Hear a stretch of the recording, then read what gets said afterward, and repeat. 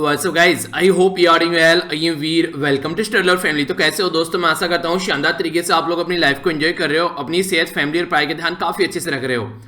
तो संडे है, संडे को फंडे बनाते हुए थोड़ा सा स्टडी डे भी बनाएंगे। अच्छे से एंजॉय किया कीजिए दिन को, जो भी आप लोगों के पास में वीकेंड रहते हैं अच्छे से चीज़ों को रिवाइज कीजिए।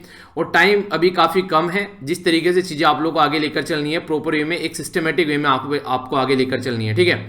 और जैसा कि मैंने आप लोगों को मॉर्निंग वाली वीडियो के अंदर भी बताया था कि जल्दी ही रिवीजन सीरीज होगी, नोटिफिकेशन आ जाएगा, आप लोग थोड़ा और सीरियस हो जाएंगे तो नेक्स्ट जो भी आप लोग का जो मंडे वो सैटरडे संडे आएगा उससे आप लोग की जो रिवीजन की सीरीज है वो आप लोग की स्टार्ट होगी, ठीक है। तो उसको हम लोग कंटिन्यू करेंगे। अगर सारी चीज़ें यथास्थिति चलती रही, अगर तबीयत जो है वो सही रही सारी चीज़ें तो ठीक है, तो उसको जरूर स्टार्ट करेंगे। उसमें मैं करंट अफेयर आप लोग को कवर करूंगा मैक्सिमम, जो भी एक तरीके से कोशिश करूंगा कि 2020 का पूरा करंट अफेयर कवर कर लिया जाए। और अब का तो फिलहाल ये चल ही रहा है, इसका भी रिवीजन करते रहेंगे साथ साथ में, ठीक है। तो पूरा लगभग 1.5 साल का करंट अफेयर मैं कवर करने की कोशिश करूंगा ताकि आप लोग अच्छे से उसको रिवाइज कर सकें, ठीक है। तो ये कुछ ऐसा पैटर्न रहेगा। बाकी आप लोगों से मैंने सजेशन बोले थे, जो भी सजेशन आप लोगों के माइंड में आप लोग जरूर बताएगा, तो चीजों को उस हिसाब से आगे लेकर हम लोग चलते रहेंगे, ठीक है। तो आइए आज संडे की कुछ न्यूज देख लेते हैं। छोटी छोटी न्यूज है, कुछ आप लोगों को पता होना चाहिए। एक ओवरव्यू न्यूज़पेपर का आप लोगों को मिल जाएगा, आइए नजर डाल लेते हैं। सबसे पहले पेज पर एक तो यही न्यूज काफी इंटरेस्टिंग लगी सॉरी।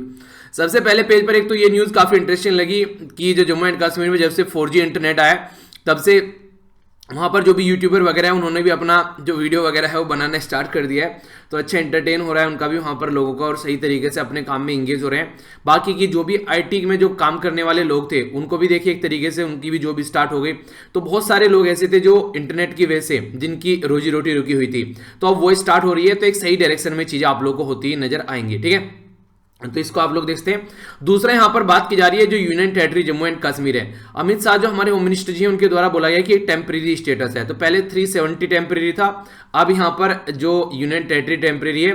तो देखते हैं कब तक पूरा जम्मू एंड कश्मीर जो है वो स्टेबल एज ए स्टेट की तरीके से बन जाएगा, जहां पर ना तो 370 होगा और ना ही यूनियन टेरिटरी होगी।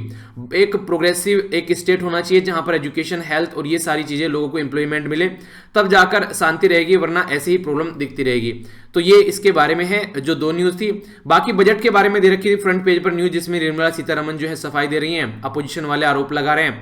तो वो सब चीजें वो हमारे काम की नहीं है। बजट के ऊपर ऑलरेडी मैं लेक्चर आप लोगों का बना चुका हूं, उसको आप लोग देख लेना। पूरा बजट आप लोग का कवर किया था, उसमें लगभग 1 घंटे का लेक्चर है वो, ठीक है। सर्च कर लेना, बजट बाय वीर आप लोगों को मिल जाएगा।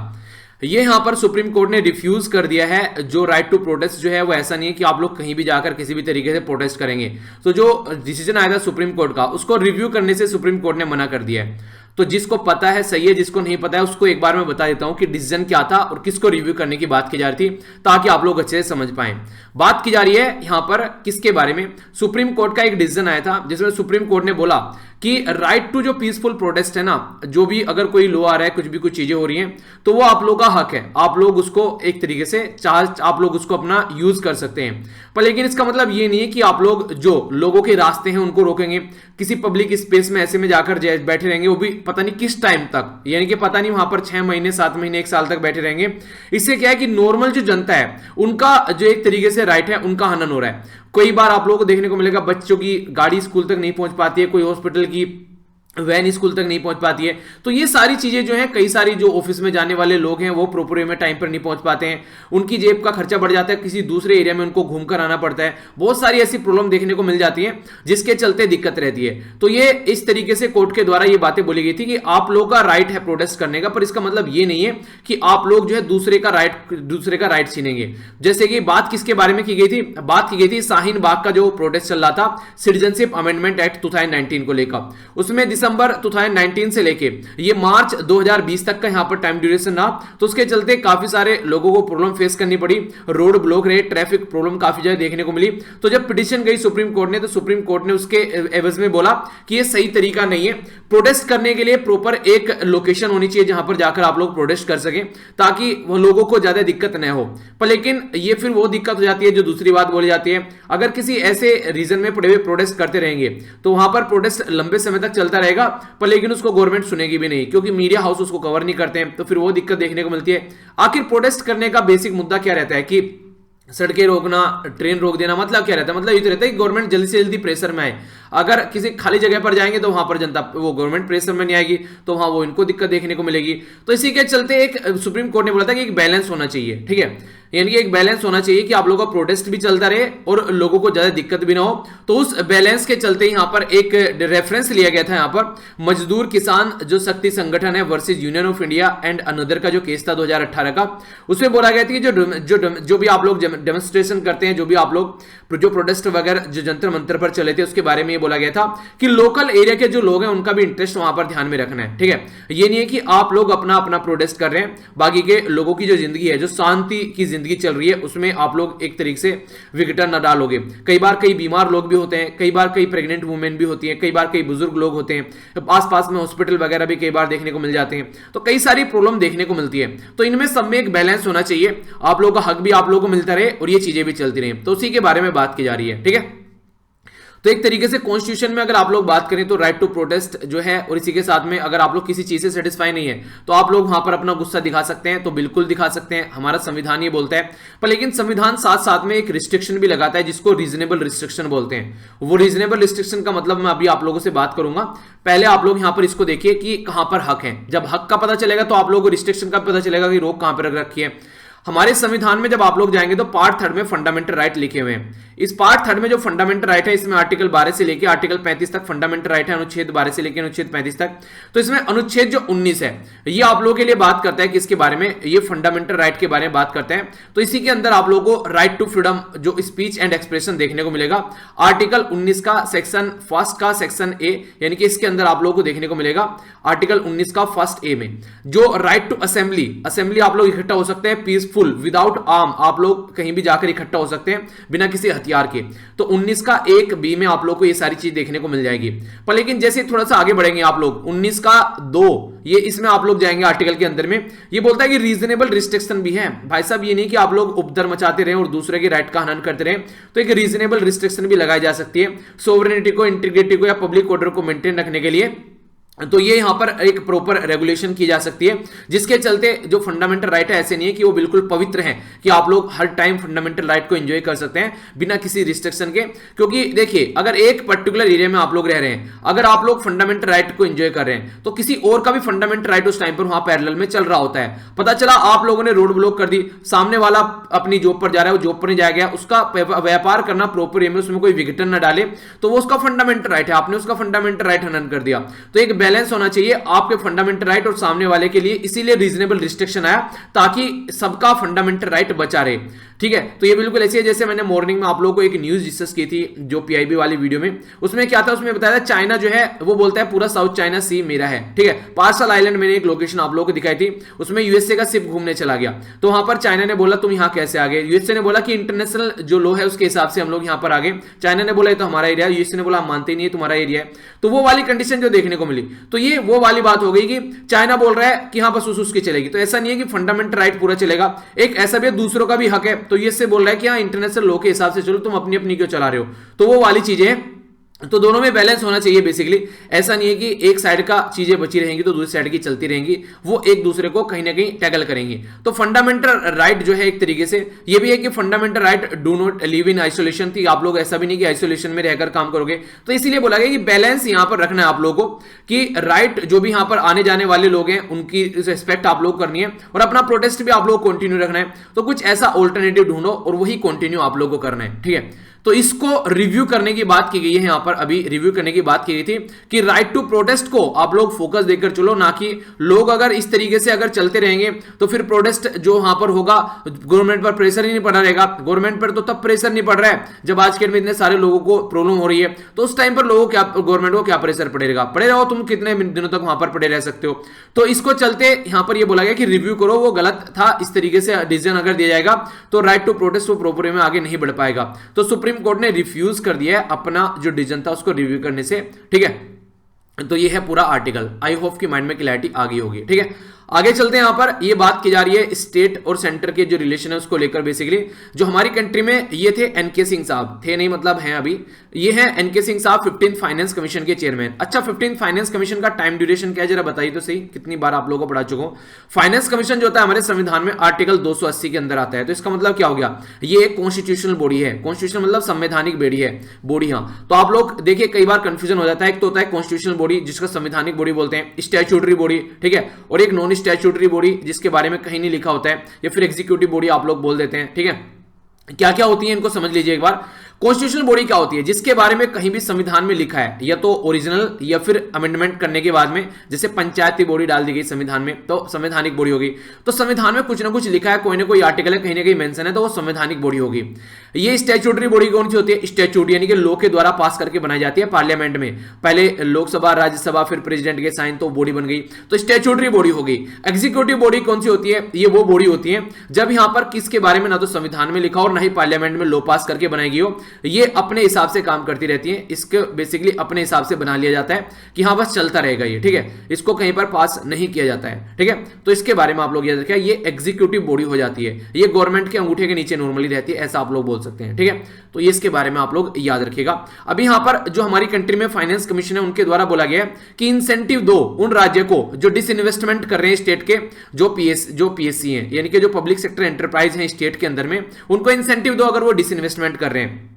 इसको समझिए, डिसइन्वेस्टमेंट क्या होता है। डिसइन्वेस्टमेंट ये होता है अगर किसी के पास में कोई प्रॉपर्टी है और वो उसका 100% मालिक है, वो बोल दे कि यार 20% प्रॉपर्टी में इसकी बेच देता हूं, ठीक है, तो मार्केट में उसको बेच देगा अगर कोई इसको चाहने वाला खरीदार होगा।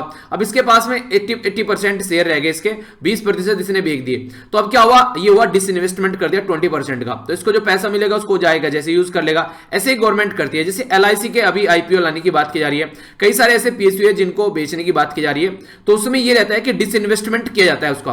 अब यहां पर गवर्नमेंट के पास से पैसा आता है, फिर उसको यूज करती है वो जहां जहां पर उसको मन करता है, ठीक है। पर लेकिन अगर ये डिसइन्वेस्टमेंट जो बढ़कर अगर ये 51% हो जाए, तो अब गवर्नमेंट के हाथ में पावर नहीं रह गई है, गवर्नमेंट के हाथ में अथॉरिटी नहीं रह गई है, अब ये किसी और के हाथ में चली गई, क्योंकि गवर्नमेंट के हाथ में ओनली 49% शेयर रह गए। तो इसका मतलब ये डिसइन्वेस्टमेंट नहीं रहा, अब ये प्राइवेटाइज हो गया, यानी कि अब ये प्राइवेट मेंबर के हाथ में चला गया। अब गवर्नमेंट इसमें अपना कुछ हक नहीं दिखा पाएगी, जो भी डिसीजन लेगा अब दूसरा मेंबर लेगा, क्योंकि मैक्सिमम शेयर उसके हाथ में, तो उसकी मानेगी, उसकी मनमानी चलेगी वहां पर। अब तो इसको बोलते हैं प्राइवेटाइज। तो अगर डिसइन्वेस्टमेंट जब तक चल रहा है तब तक सही है, जब कोई PSU प्राइवेटाइज हो जाता है तो ये एक तरीके से गवर्नमेंट के हाथ में से उसकी पावर छिन गई, तो ये सोचने वाली थोड़ी बात हो जाती है। तो इसके बारे में याद रखिएगा। तो यहां पर अभी हमारे फाइनेंस कमीशन के जो चेयरमैन है वो ये बोल रहे हैं, अगर कोई राज्य एक स्ट्रेटेजिक अगर प्रॉपर डिसइन्वेस्टमेंट करता है राज्य के जो PSU का, तो सेंटर को उसको इंसेंटिव देना चाहिए, उसको सपोर्ट करना चाहिए, ताकि जो फिस्कल डेफिसिट बना हुआ है काफी लार्ज स्केल पर, जिसको बोला गया कि 9.5% ऑफ GDP, ये यहां पर राज्य के अंदर भी आप लोगों को देखने को मिल रहा है फिस्कल डेफिसिट, तो उसको भी यहां पर कर्ब किया जा सके, क्योंकि कोविड-19 ने अर्थव्यवस्था को काफी ज्यादा सदमे में डाल दिया, तो अब वहां से रिकवर भी करना है, तो उसके चलते यहां पर ये बातें बोली जा रही हैं, ठीक है। आई होप कि माइंड में क्लैरिटी आ गई होगी, कोई कंफ्यूजन नहीं होगा। अब की बार का जो फाइनेंस कमीशन है ये काफी इंटरेस्टिंग है, इसमें खासकर पॉपुलेशन भी कंट्रोल जिस राज्य के द्वारा की गई है उसके लिए भी यहां पर इसके द्वारा इंसेंटिव दिया गया है, यानी कि जिनकी कम पॉपुलेशन है, जिन्होंने कंट्रोल कर लिया साउथ इंडिया में, उनको यहां पर प्रेफरेंस देखने को मिलेगा। ये अच्छी बात है इस फाइनेंस कमीशन में। और भी कई सारी बातें बोली गई, तो जो मैंने आप लोगों से कई बार डिस्कस भी की है पहले, तो इसके बारे में आप लोग आइडिया रखिएगा जरूर, ठीक है। आगे बढ़ते हैं। ये पिक्चर है, हालांकि मैंने टेलीग्राम पर भी आप लोगों को प्रोवाइड करा दी थी, और डाउनलोड कर फोन में रख लीजिएगा, जब जब मन करे उसको देख लेना एक बार। तो 15th finance commission versus 14th finance commission को अगर थोड़ा सा कंपेयर करते हैं, तो आप लोग यहां पर एक बार देख सकते हैं 15th फाइनेंस कमीशन अभी यहां पर ये आप लोगों के सामने है, ठीक है, जिसमें आप लोग देखते हैं 15th फाइनेंस कमीशन को अगर आप लोग देखिएगा, जो वेटेज यहां पर दे रखे हैं, तो 1 2 3 4 5 6 वेटेज है यहां पर, 1 2 3 4, ठीक है। तो यहां पर आप लोगों को देखने को मिलेगा एक वेटेज हो गया, 2 हो गया, 3 हो गया, 4 हो गया। तो मेजर वेटेज आप लोग यहां पर इसके हैं, और इसके मेजर वेटेज बढ़ा दिए गए हैं, ठीक है। तो कुछ ऐसे एरिया हैं, जैसे अगर पॉपुलेशन के बारे में आप लोग यहां पर बात कर सकते हैं, ठीक है, उसको आप लोग देखते हैं। यहां पर जो पिंक एरिया बढ़ाया गया है, टैक्स इफर्ट को भारत गया है, यहां पर प्रेफरेंस दिया गया है, ठीक है। इसी के साथ में जो 17.5% अकॉर्डिंग टू द 1971 पॉपुलेशन लिया गया है, बाकी का जो 10% है वो 2011 की पॉपुलेशन के हिसाब से लिया गया है, यानी कि लेटेस्ट भी डेटा इसमें इंक्लूड किया गया है। जो यहां पर स्टार मार्क लगाओ ना, तो ये लेटेस्ट डेटा भी इसका इंक्लूजन आप लोगों को इसके अंदर देखने को मिलेगा, ठीक है। तो ये भी एक इंटरेस्टिंग चीज आप लोग यहां पर देखते हैं। इसी के साथ में जो यहां पर बात की जा रही है, जो डेमोग्राफिक जो परफॉर्मेंस परफॉर्मेंस है, कौन कौन से राज्य ने यहाँ पर अभी रिसेंटली काफी अच्छी डेमोग्राफिक परफॉर्मेंस दिखी है, वो इसमें आप लोगों को देखने को नहीं मिलेगी। यानी कि वो राज्य जिस राज्य ने अपनी पॉपुलेशन को कंट्रोल किया है तो उसके चलते भी प्रेफरेंस यहां पर दिया गया है। इंपॉर्टेंट बात यहां पर 11वें फाइनेंस कमीशन में बोला गया था सेंट्रल स्टेट के बीच में 29.5 जो शेयर है वो होना चाहिए टैक्स का डिस्ट्रीब्यूशन, ठीक है। यानी कि शेयर यहां पर 29%, 29.5% के करीब यहां पर सेंटर को स्टेट को देना चाहिए। 12वें फाइनेंस कमीशन ने बोला 30.5% देना चाहिए। 13वें फाइनेंस कमीशन ने बोला 32% देना चाहिए। 14वां फाइनेंस कमीशन किसकी अध्यक्षता में था, ये वाईवी रेड्डी साहब की अध्यक्षता में, उन्होंने बोला 42% देना चाहिए। और 15th फाइनेंस कमीशन ने इसको 41 कर दिया, 1% घटा दिया। रीजन क्या है, रीजन ये है कि जब बोला गया था हमारी कंट्री में जम्मू एंड कश्मीर एक फुल राज्य हुआ करता था, पर लेकिन अब उसको यूनियन टेरिटरी में कन्वर्ट कर दिया गया, तो यूनियन की टेरिटरी यानी कि सेंटर के अंदर में आती है, तो 1% जो यहां से निकाला गया है क्योंकि एक राज्य घट गया, तो अब यूनियन टेरिटरी को दे दिया गया है, यानी कि जम्मू एंड कश्मीर को दे दिया गया है, ताकि वहां पर प्रोडक्शन, वहां पर इफिशिएंसी, वहां पर इंप्लॉयमेंट, वहां पर हेल्थ सर्विस, वो सारी चीजों को बढ़ावा दिया जा सके। तो लगभग 1% जो पैसा यहां से निकल के गया, ये union territory Jammu and Kashmir और लद्दाख वाले रीजन को यहां पर पैसा दिया जा रहा है। तो इसके चलते 15th फाइनेंस कमीशन का जो डिस्ट्रीब्यूशन है ये आप लोगों के माइंड में क्लियर होना चाहिए। फॉरेस्ट एंड इकोलॉजी को यहां पर 7.5 दिया गया था, यहां पर 10% कर दिया है, ठीक है। तो ये याद रखिएगा, जो काफी इंपॉर्टेंट है। इनकम जो डिस्टेंस है यहाँ पर 45 था, यहाँ पर 50 है, आप लोगों को देख सकते हैं। यहाँ पर कई सारी चीजें ऐसी आप लोग यहाँ पर देखते हैं, तो ये सारी चीजें आप लोगों को अगर क्लियर रहेंगी तो आप लोग ढंग से चीजों को फॉलो कर पाएंगे। एरिया वाइज को दिया गया है 15%, यहाँ पर भी 15 था कि जितना जितना एरिया है, जिसका बड़ा एरिया होता है उसको ज्यादा पैसा चाहिए चीजों को मेंटेन करने के लिए, तो वो चीजें यहाँ पर है, ठीक है। तो इसके बारे में आप लोग याद रखते हैं। तो पूरा एक ओवरव्यू आप लोगों को दे दिया। आगे बढ़ते हैं। यहाँ पर सुप्रीम कोर्ट के द्वारा ये बोला गया अभी राजस्थान के जो स्कूल है वो राजस्थान के अंदर जो स्कूल है 100% फी कलेक्ट कर सकते हैं, ठीक है। तो ये थोड़ी सी एक थोड़ा सा एक मेरे हिसाब से थोड़ा अजीब सा लग रहा है कि जो बहुत सारे लोगों की जॉब भी जा चुकी है, बहुत सारे लोग और दिक्कत में भी है, 100% फी कलेक्शन की बात की गई यहाँ पर, ठीक है। और ये फी कलेक्शन जो किया जाएगा मार्च से लेकर 2021 अगस्त तक किया जाएगा। और यहाँ पर एक अच्छी बात ये बोली गई कि किसी को भी जो स्कूल से नहीं निकाला जाएगा अगर उसके पेरेंट्स जो है फीस जमा नहीं कर पाते हैं, तो सुप्रीम कोर्ट ने ये बोला है, ठीक है। तो ये देखते हैं किस तरीके से चीज आगे बढ़ेगी। सुप्रीम कोर्ट ने बोला है कि राजस्थान हाईकोर्ट के ऊपर जो एक स्टे लगा दिया गया, इसने बोला 60% फीस आप लोगों को कलेक्शन करनी है। तो सुप्रीम कोर्ट ने बोला 60% नहीं, ये 100% फी कलेक्शन किया जाएगा। अब क्या मुद्दा है जो भी है, चलिए यही है। बाकी कंट्री के अंदर देखते हैं और क्या डिसीजन निकल कर आता है। ये एक इंपॉर्टेंट न्यूज है, ये निकल कर आ रही है केरला से, ठीक है। तो क्या न्यूज है इसके बारे में हम लोग समझते हैं, अच्छे से आप लोग इसको कनेक्ट कर पाएंगे, क्योंकि जो न्यूज है यहाँ पर इसमें बात ये की जा रही है। पहले आप लोग केरला देखिए। हमारी कंट्री में साउथ इंडिया में एक राज्य है जो कि कर्नाटका और तमिलनाडु को टच करता है, ये एग्जैक्ट आप लोग देखते हैं। एक यहाँ पर यूनियन टेरिटरी का डिस्ट्रिक्ट भी है मेह, जिसको आप लोग पांडिचेरी बोलते हैं, ठीक है। तो ये याद रखिएगा, इसके बारे में हम लोग बात कर रहे हैं। तो क्या क्या बात है समझ लेते हैं एक बार। यहां पर एक लेक है वेमनाद लेक में यहां पर रिजोर्ट बनाए गए छोटे छोटे, तो काफी अच्छा खासा एंजॉयमेंट किया जा रहा है कंस्ट्रक्शन करके इस पर्टिकुलर एरिया में, जिसको बोलते हैं कि इकोलॉजिकल सेंसिटिव एरिया है ये। यहां पर आप लोग ये कंस्ट्रक्शन नहीं कर सकते थे, तो अब यहां पर इनको डिमोलिश किया जा रहा है, इनको तोड़ा जा रहा है यहां पर, ठीक है। तो ये लेक याद रखिएगा कहां पर ये है, न्यूज जो है यहां पर ये है वेम्बनाद लेक, ठीक है, ठीक है। तो इसके बारे में आप लोगों से क्वेश्चन पूछा जा सकता है। दूसरा यहां पर आप लोगों के सामने ये एरियल व्यूज का दिखा रहे हैं, यहां पर ये एग्जैक्ट लोकेशन है, उठते सुबह सुबह एंजॉय कर रहे हैं लाइफ को, पर लेकिन इन्वायरमेंट को क्या नुकसान पहुंच रहा है, तो उसको ध्यान में रखते हुए सुप्रीम कोर्ट ने ये डिसीजन दिया है। आप लोग के राय में क्या डिसीजन है, सही है गलत है, आप लोग बताइए। और फीस के मामले में आप लोगों की क्या राय है। अगर फीस के मामले में आप लोगों से पूछूं, जो फीस ये बोली गई है, आप लोग क्या बोलेंगे इसके मामले में, क्योंकि ऑनलाइन क्लासेस चल रही हैं तो उनको भी टीचर की सैलरी वगैरह देनी है, स्कूल की, उनकी भी बातें सुनी जाएंगी, पर लेकिन 100% फी ये आप लोगों के हिसाब से क्या सही है क्या गलत है, आप लोग अपनी राय बता सकते हैं। बाकी यहाँ पर बोल बच्चन गिरी है फार्मर प्रोटेस्ट के बारे में।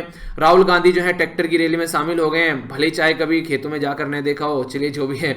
यहाँ पर जो शरद पवार साहब बोल रहे हैं कि बीजेपी ने जो है पूरा जो षड्यंत्र रचा है, जो वायलेंस देखने को मिला था 26 जनवरी में, पूरा षड्यंत्र जो है वो बीजेपी का रचा हुआ है। ये फॉर्मर एग्रीकल्चर मिनिस्टर भी रह चुके हैं। दीप सिंधु को पकड़ा गया था तो उनको रेड फोर्ट पर ले जाया गया, जहां पर ये प्रोब चल रही है, बेसिकली देखा गया कि कैसे कैसे क्या चीजें थी, तो ये फार्मर के बारे में है। दूसरा यहां पर जो बोला गया है 100% ये प्रोडक्टिविटी की बात की जा रही है बजट सेशन की। फार्मर जो प्रोटेस्ट है उसको छोड़कर थोड़ा सा बाकी बजट पर जो बजट का जो सेशन है वो काफी सही डायरेक्शन में जा रहा है, ये बात की जा रही है स्पीकर साहब के द्वारा, ओम बिरला साहब के द्वारा भी। तो ये कुछ बातें हैं जो इंटरेस्टिंग है।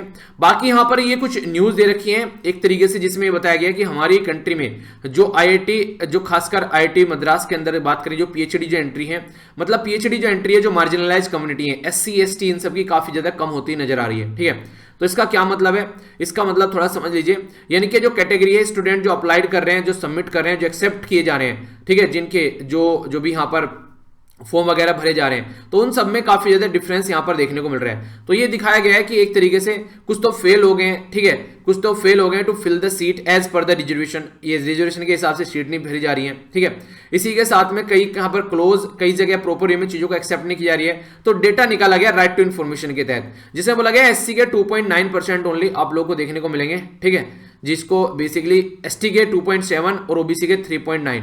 ठीक है, तो यहां पर एससी एसटी और ओबीसी को काफी कम प्रेफरेंस दिया जा रहा है, ये डेटा दिखाने की कोशिश यहां पर कर रहे हैं। ओके, ऐसा आप लोग बोल सकते हैं। ओके, तो डेटा थोड़ा सा याद रख लीजिएगा।